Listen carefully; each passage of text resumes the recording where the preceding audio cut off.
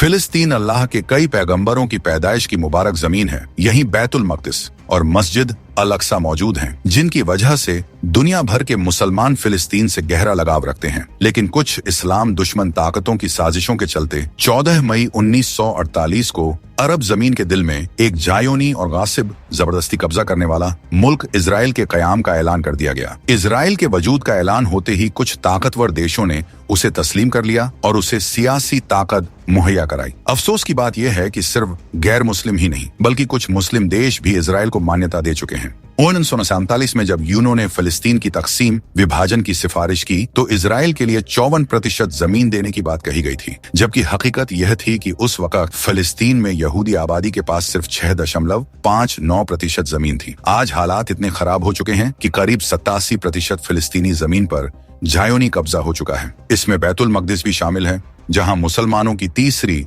सबसे मुकद्दस मस्जिद अल अक्सा मौजूद है। अब इजराइल न सिर्फ पूरे बैतुल मक़दिस पर कब्जा करने की साजिश कर रहा है, बल्कि असली फिलिस्तीनी मुसलमानों पर मस्जिद अल अक्सा में इबादत करने तक पर पाबंदी लगाई जा रही है। बैतुल मक़दिस, जिसे अल कुद्स भी कहा जाता है, दुनिया के सबसे पुराने और मुकद्दस पवित्र शहरों में से एक है। ये सिर्फ एक शहर नहीं बल्कि इस्लामिक इतिहास और आस्था का अहम हिस्सा है। ये वही जमीन है जिसे अल्लाह ने बरकत दी और जहां से पैगंबर मोहम्मद सल्लल्लाहु अलैहि वसल्लम मेराज पर गए। बैतुल मक़दिस का इतिहास इस्लाम से पहले इस शहर को इलिया के नाम से जाना जाता था।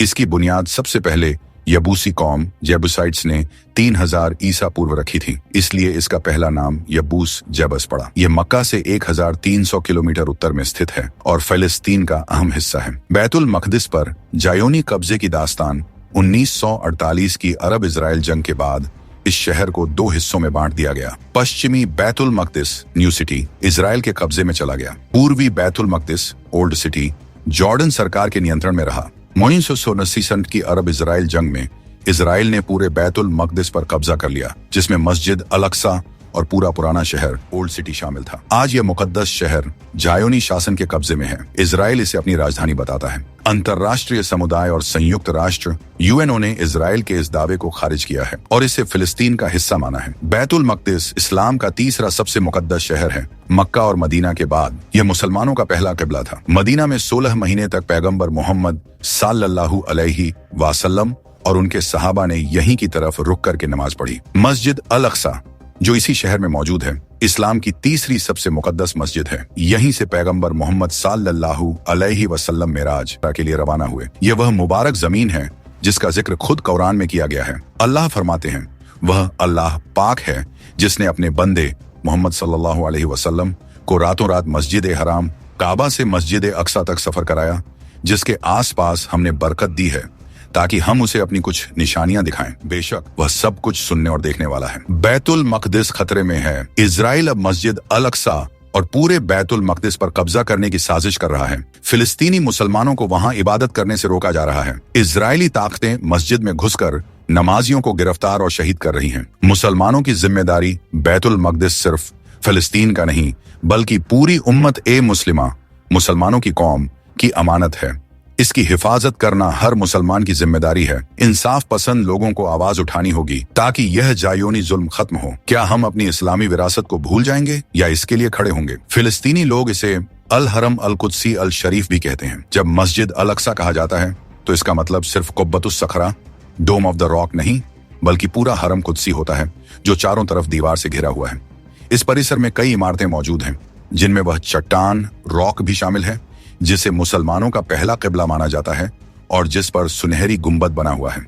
इस बारे में अलग अलग राय पाई जाती है। सबसे सही राय हदीस शरीफ से मिलती है, जिसमें बताया गया है कि हजरत आदम ने मस्जिद अल हराम बनाने के 40 साल बाद मस्जिद अल अक्सा की बुनियाद रखी। जिस तरह हजरत इब्राहिम काबा की तामीर निर्माण दोबारा की, उसी तरह मस्जिद अल अक्सा की तामीर हजरत याकूब या हजरत दाऊद और हजरत सुलेमान मुकम्मल किया। हजरत अबू हरर तो फरमाते हैं, मैंने रसूलुल्लाह सल्लल्लाहु अलैहि वसल्लम से पूछा, या रसूलुल्लाह, जमीन पर सबसे पहली मस्जिद कौन सी बनी? उन्होंने फरमाया, मस्जिद अल हराम काबा। मैंने पूछा, फिर कौन सी? उन्होंने कहा, मस्जिद अल अक्सा। मैंने पूछा, इन दोनों के बीच कितने साल का फसला था? उन्होंने फरमाया, 40 साल। 520 इमाम इब्न हजर अस्कलानी कहते हैं कि मस्जिद अल अक्सा की बुनियाद हजरत आदम ने रखी। कुछ लोग कहते हैं कि इसे फरिश्तों ने बनाया, कुछ कहते हैं कि हजरत साम बिन नूह ने बनाया, जबकि कुछ इसे हजरत याकूब इब्न से जोड़ते हैं। मगर सबसे मजबूत राय यही है कि मस्जिद अल हराम और मस्जिद अल अक्सा दोनों की बुनियाद हजरत आदम ने रखी। इस्लाम से पहले मस्जिद अल अक्सा पर तबाहियों का दौर बेबीलोन इराक के राजा बुख्त नसर नेबुकदनेज़र ने बैतुल मकदिस पर हमला करके इसे तबाह कर दिया। रोम के जनरल टाइटस ने भी इसे दोबारा नष्ट कर दिया। रोमन बादशाह हेड्रियन ने हमला करके यहाँ के लोगों को जलावतन देश से निकाल कर दिया। इस तरह मस्जिद अल अक्सा कई बार बनी और उजाड़ी गई। मुसलमानों का फतह, विजय और उमर बिन खत्ताब का इंसाफ 16 हिजरी 637 ईस्वी में दूसरे खलीफा उमर बिन खत्ताब के दौर में अम्र बिन आस और अबू उबैदा राजी अल्लाह तआला अन्हु की क़यादत में मुसलमानों ने बैतुल मकदिस को अमन के साथ फतह किया। जब अमीरुल मोमिनीन उमर बैतुल मकदिस पहुंचे तो उन्होंने देखा कि वहां के हाकिमों और पादरियों की लापरवाही की वजह से मुकद्दस जगहें वीरान पड़ी थीं। पवित्र चट्टान सखरा पर गंदगी फैली हुई थी। उमर राजी अल्लाह तआला अन्हु ने इसे खुद साफ किया और सहाबा को भी सफाई का हुक्म दिया। एक हदीस में आता है, उमर राजी अल्लाह तआला अन्हु ने काब बिन अहबार पूछा, मुझे कहाँ नमाज पढ़नी चाहिए? काब ने कहा, अगर आप मेरी राय लें तो आप चट्टान के पीछे नमाज पढ़ें ताकि पूरा कुद्स आपके सामने हो। उमर राजी अल्लाह तआला अन्हु ने फरमाया, तुम्हारी बात यहूदियों जैसी लगती है, मैं वही नमाज पढ़ूंगा जहां रसूलुल्लाह सल्लल्लाहु अलैहि वसल्लम ने पढ़ी। फिर उन्होंने उसी जगह किबला की तरफ नमाज अदा की जहां बुराका वह जानवर जिस पर रसूलुल्लाह सल्लल्लाहु अलैहि वसल्लम मेराज गए को बांधा गया था और वहीं मस्जिद बनाने का हुक्म दिया। उम्मय्यद खलीफाओं का शानदार तामीरी कारनामा जब खलीफा वलीद बिन अब्दुल मलिक का दौर आया तब मस्जिद अल अक्सा को दोबारा तामीर किया गया। उन्होंने उसी जगह मस्जिद बनाई जहां उमर राजी अल्लाह ताला अन्हु ने बनाई थी। आज जो मस्जिद अल अक्सा मौजूद है उसकी बुनियाद उम्मय्यद खलीफाओं ने डाली थी। बाद के मुस्लिम सुल्तानों ने इसे और खूबसूरत और मजबूत बनाया। ईसाइयों का कब्जा और फिर सलाउद्दीन अय्यूबी की फतह 1099 ईस्वी में पहले क्रूसेड युद्ध फर्स्ट क्रूसेड्स के दौरान ईसाइयों ने बैतुल मकदिस पर कब्जा कर लिया। उन्होंने मस्जिद अल अक्सा को चर्च और अस्तबल में बदल दिया। 88 साल तक ईसाइयों का कब्जा रहा। फिर 1187 ईस्वी 533 हिजरी में सलाउद्दीन अय्यूबी फतह किया। उन्होंने इसे दोबारा पवित्र किया और ईसाइयों की गंदगी से मस्जिद को साफ करवाया। आज मस्जिद अल अक्सा पर इजराइल का जुल्म और कब्जा है। हालांकि इसकी देखरेख अभी भी जॉर्डन की इस्लामिक वक्फ मिनिस्ट्री के तहत होती है। मुसलमानों को मस्जिद में नमाज पढ़ने से रोका जा रहा है और इजरायली फौज वहां अत्याचार कर रही है। जब इस्लामी फौज ने सीरिया पर चढ़ाई की तो खलीफा अब्बू बकर सिद्दीक राजी अल्लाह तआला अन्हु ने हर सूबे के लिए अलग अलग अफसर मुकर्रर किए। अम्र बिन अलास राजी अल्लाह तआला अन्हु को फिलिस्तीन का अफसर नियुक्त किया गया। बाद में वे मिस्र के विजेता बने और वहां के गवर्नर भी नियुक्त हुए। उन्होंने कुछ हिस्से हजरत अब्बू बकर राजी अल्लाह ताला अन्हु के दौर में और बाकी हजरत उमर राजी अल्लाह ताला अन्हु के दौर में फतह किए। यरमुक की लड़ाई में मुसलमानों की शानदार जीत और दमिश्क की फतह के बाद अम्र बिन अल आस राजी अल्लाह ताला अन्हु ने अपनी फौज को बैतुल मकदिस की तरफ रवाना किया। उन्होंने कई दिनों तक इस शहर की घेराबंदी की। ईसाइयों ने किले से डटकर मुकाबला किया लेकिन किसी संधि पर राजी नहीं हुए। इसी दौरान अबू उबैदा राजी अल्लाह ताला अन्हु भी मदद के लिए बैतुल मकदिस पहुंचे। तब ईसाइयों ने संधि की पेशकश की लेकिन एक शर्त रखी कि इस्लामी खलीफा खुद आए और संधि पर दस्तखत करें। अबू उबैदा ने इस हालात को समझाते हुए खलीफा उमर को एक खत लिखा। उमर ने सहाबा की मजलिस बुलाई और इस मामले पर मशविरा किया। कुछ सहाबा ने जाने की राय दी जबकि कुछ ने न जाने की, लेकिन उमर राजी अल्लाह ताला अन्हु ने बैतुल मकदिस जाने का फैसला किया। उन्होंने हजरत उस्मान को मदीना में अपना नायब बनाया। फिर जुबैर और उबादा बिन सामिद समेत कुछ चुनिंदा सहाबा के साथ रवाना हुए। इस्लामी फौज को हुक्म दिया गया कि वे जबिया में खलीफा उमर का स्वागत करें। यजीद बिन अबू सुफियान, खालिद बिन वलीद और कई अन्य अफसरों ने जबिया में उनका स्वागत किया। जब उमर जबिया में रुके तो बैतुल मकदिस के ईसाई हाकिम उनसे मिलने दमिश्क पहुंचे। वहीं पर बैतुल मकदिस की संधि तैयार की गई।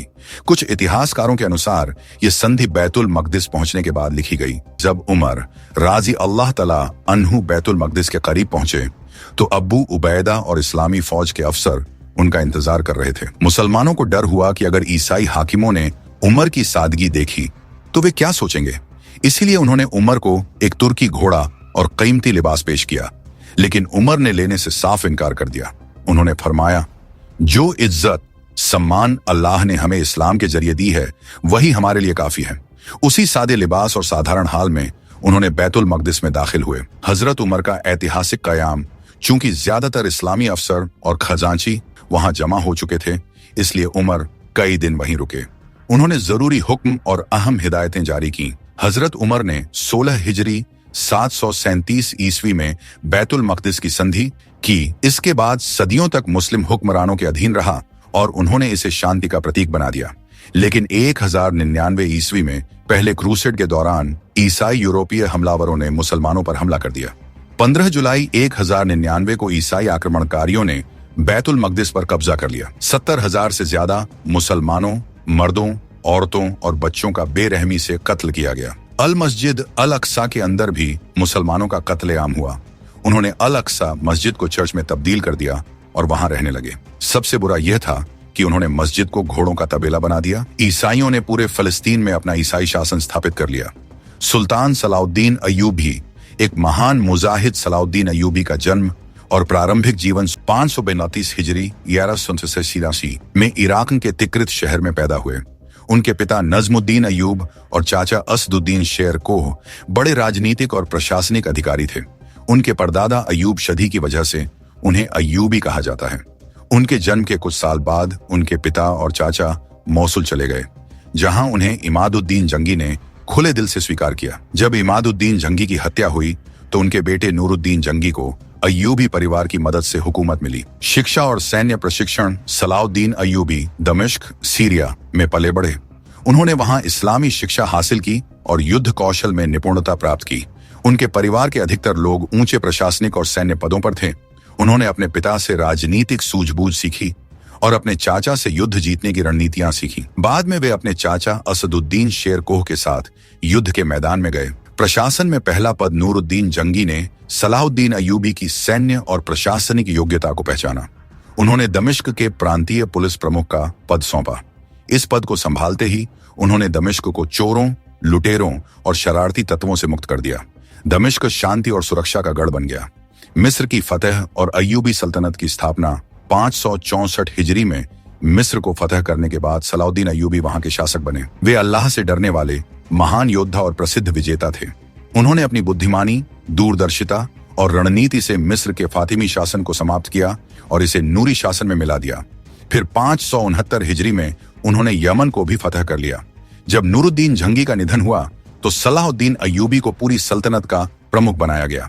सलाहुद्दीन अय्यूबी का निधन 4 मार्च 1993 को 55 साल की उम्र में दमिश्क, सीरिया में हुआ।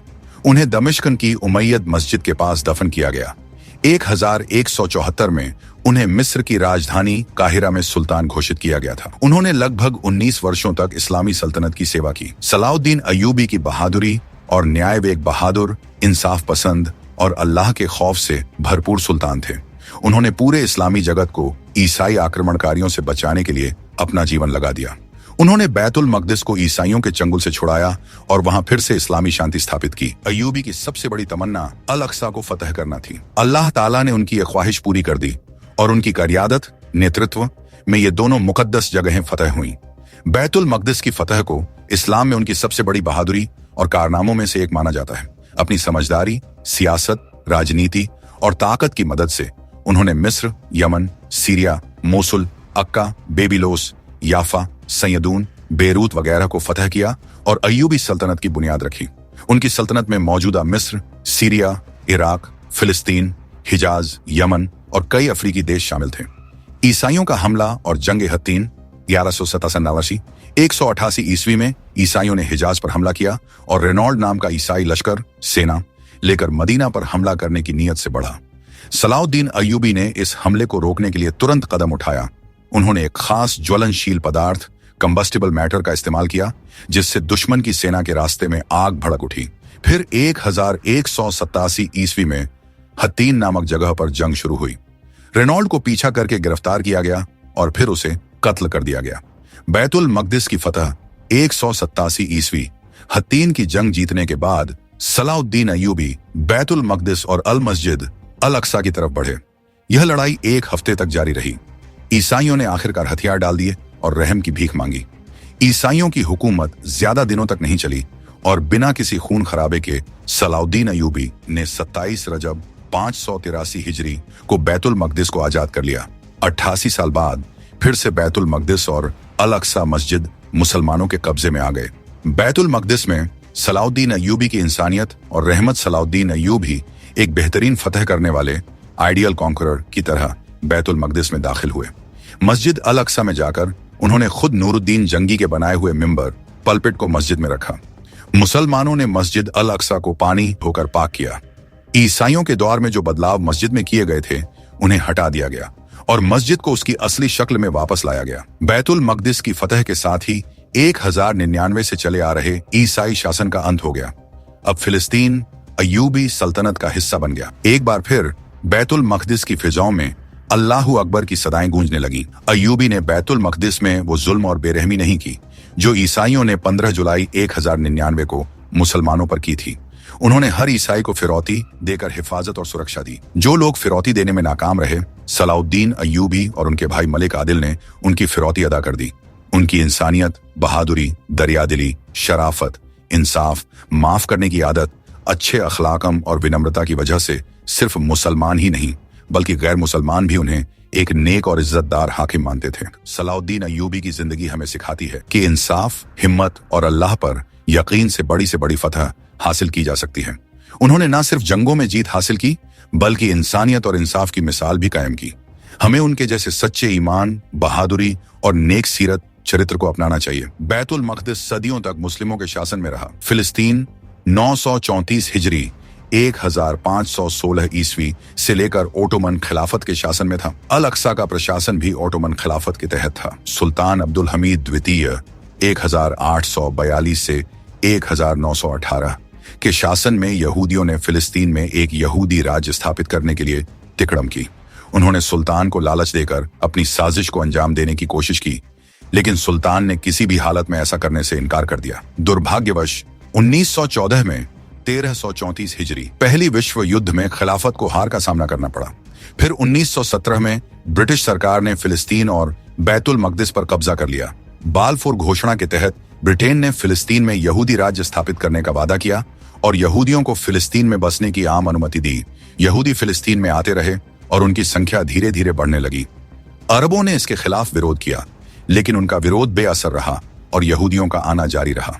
संयुक्त राष्ट्र द्वारा फिलिस्तीन का विभाजन और इजराइल का निर्माण, इंग्लैंड, अमेरिका और फ्रांस की साजिश के बाद यूएन महासभा ने 1947 में फिलिस्तीन को विभाजित कर दिया। इसके तहत 55% फिलिस्तीनी जमीन पर यहूदी राज्य इजराइल की स्थापना की घोषणा की। फिर इस अत्याचारी राज्य ने अपनी मददगार ताकतों के सहारे फिलिस्तीनियों के खिलाफ युद्ध शुरू किया और सैकड़ों हजारों बेगुनाह फिलिस्तीनी पुरुषों, महिलाओं और बच्चों का सामूहिक कत्ल किया। जायोनिस्ट राज्य ने किसी भी शहर या गांव को नहीं छोड़ा, उसे पूरी तरह से नष्ट कर दिया और यह आज भी जारी है।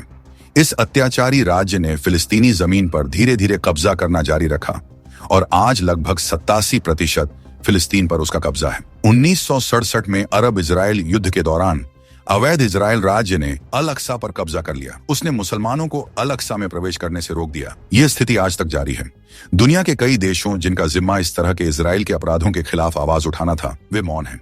बैतुल मकदिस, अल अक्सा का कब्जा, उसका बार बार नष्ट होना, फिलिस्तीनियों को अल अक्सा में बिना रुकावट के प्रवेश से रोकना और फिलिस्तीनियों का सामूहिक कत्ल, यह सभी इस जायोनिस्ट राज्य की अपमानजनक और नफरत से भरी विजय नहीं है। यह एक सजा है मुसलमानों के लिए उनके बुरे कर्मों और अल्लाह के आदेशों की नाफरमानी के कारण। जिस दिन मुसलमान अपने गुनाहों पर सच्चे दिल से तौबा करेंगे, अल्लाह की तरफ पूरी तरह से पलटेंगे, शरीयत के आदेशों का पालन करेंगे और अपनी राजनीतिक और सामाजिक मामलों में दूसरों की बजाय सिर्फ अल्लाह पर भरोसा करेंगे, तो अल्लाह ताला उन्हें एक साफ जीत देगा और अल कुद्स और अल मस्जिद अल अक्सा फिर से उनके कब्जे में होंगे।